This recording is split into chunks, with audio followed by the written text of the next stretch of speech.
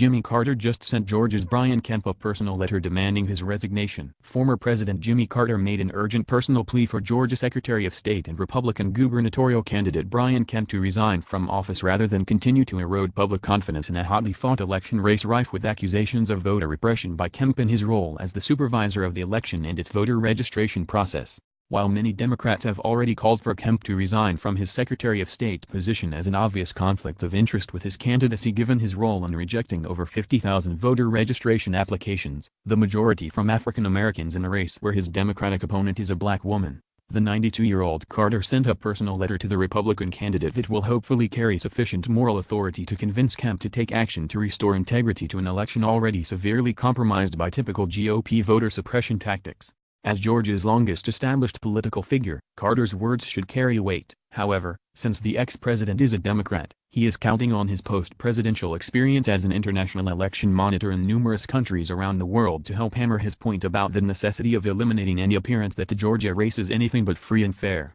One of the key requirements for a fair and trusted process is that there be a non-biased supervision of the electoral process, Carter wrote, adding that stepping aside would be a sign that you recognize the importance of this key democratic principle and want to ensure the confidence of our citizens in the outcome. Carter's personal letter to Kemp was sent last week and subsequently obtained by the Associated Press, who revealed its contents today. While the news organization was unable to ascertain whether Kemp has read the letter yet, suffice it to say that no resignation announcement has yet to be issued by Kemp's office. It's not certain that at this late date, just days before the election, Kemp's resignation would have anything more than a symbolic effect on the optics of the voting process, given that it would have little practical effect on voter registrations at this point. However, with Republicans around the country doing everything they can to prevent eligible voters from exercising their rights, it's even more important than ever to make sure that a massive voter turnout can negate any suppression efforts the GOP can muster. Vote for Democrats to restore a fair electoral process.